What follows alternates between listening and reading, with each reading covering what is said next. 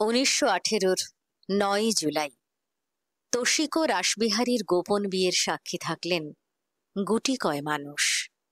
জাঁক জমকে যে বিয়ের সাড়া ফেলার কথা, সেখানে বর বা কনে পক্ষের কোনো আত্মীয় বন্ধুই উপস্থিত ছিলেন না।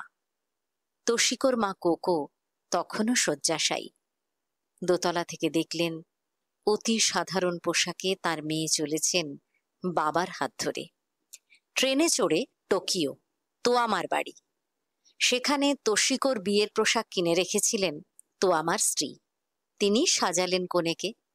অনুষ্ঠানে পিতার ভূমিকায় রইলেন তোয়ামা। তোশিকো সোমা হয়ে উঠলেন তোশিকো বসু। পরবর্তীকালে জাপানে তিনি পরিচিত হয়েছিলেন the living flash shield to the Indian in exile নামে। বিয়ের পর শিবা অঞ্চলের পাহাড়ি এলাকায় ভাড়া বাড়িতে উঠলেন নবদম্পতি। কিছুদিনের মধ্যেই গোয়েন্দারা টের পেল, শুরু হলো বাড়ি বদল। আয়োমা মিনামি মাচি, সেখান থেকে আয়োমা তাকাগি মাচি। কোথাও 2 মাস, কোথাও 3 মাস। এমন বাড়ি বাছা হতো যেগুলো হয় জঙ্গলের মধ্যে, নয়তো সমুদ্রের পাড়ে বা কাদা জমির ধারে। অধিকাংশ বাড়িতে ভালো করে সূর্যের আলো ঢুকত না। দিনের বেলাতেও অন্ধকার স্যাঁতস্যাঁতে হয়ে থাকত ঘর। ভিতরে ভিতরে অনুতাপে দগ্ধ হচ্ছিলেন রাসবিহারী। তাঁর জীবনের সঙ্গে জুড়ে গিয়েছেন বলেই না এমন ভোগান্তির মধ্যে পড়েছেন তোশিকো। আর এই জীবনের সঙ্গে জীবন মেলানোটাও হয়তো চাপে পড়ে বড়দের কথা রাখতে। রাসবিহারী তোশিকোকে ভালোবেসেছেন, কিন্তু তার মনে তল পাননি এখনো। এই মেয়ে সব দায়িত্ব পালন করছেন মুখ বুজে। আবেগের বহিঃপ্রকাশেও অতি সংযমী নববধূটি।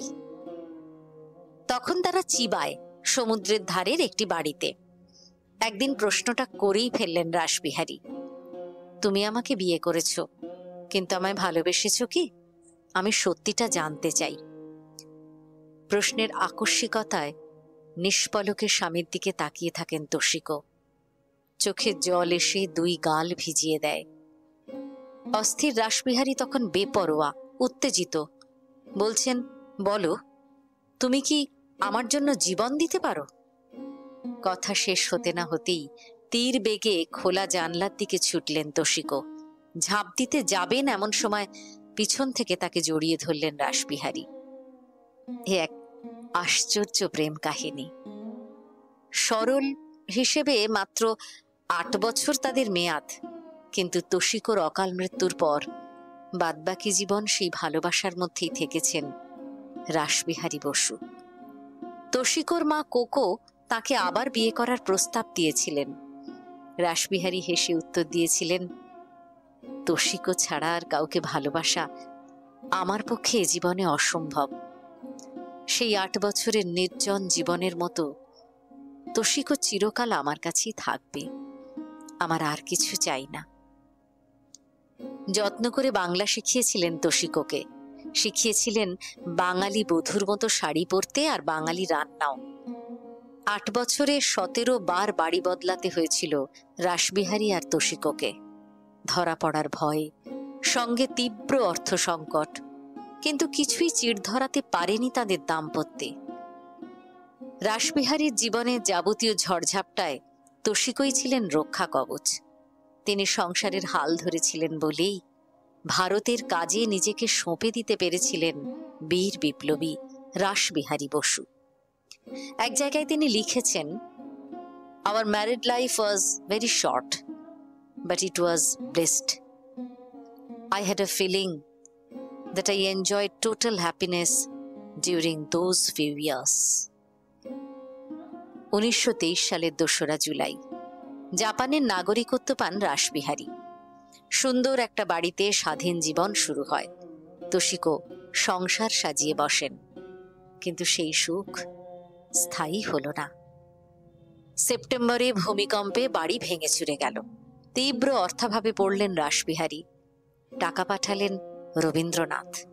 1924 সালে টোকিওতে তোশিকো রাসবিহারীর বাড়িতেও গিয়েছিলেন কবি। ততদিনে তোশিকোর শরীর ভেঙে পড়েছে। 8 বছরের মানসিক চাপ রাসবিহারীকে নিয়ে ভয়, আশঙ্কা এবং অমানসিক শারীরিক পরিশ্রম শোধ তুলতে শুরু করেছিল। যক্ষ্মায় আক্রান্ত হয়েছিলেন তিনি, সঙ্গে নিউমোনিয়া। শেষের কটা দিন স্ত্রীর বিছানার পাশ থেকে নড়ানো যায়নি রাসবিহারীকে। তার হাতের মধ্যে ধরা থাকত তোষিকোর হাত। ধীর নিচু গলায় সংস্কৃত মন্ত্র উচ্চারণ করতেন, আর তার সঙ্গে ক্ষীণ কণ্ঠে গলা মেলাতেন তোষিকো। সেই ঘরে সে কটা দিন তোষিকোর বাবা মাও ঢোকেননি। মাত্র 28 বছর বয়সী চির ঘুমে তলিয়ে গিয়েছেন তোষিকো বসু। প্রিয়তমা স্ত্রীর মৃত্যুর অনেক বছর পর রাসবিহারীর মৃত্যু হলে টোকিওর তামা শ্মশানে তোষিকোর সমাধির উপরেই তৈরি হয়েছিল তাঁর সমাধি।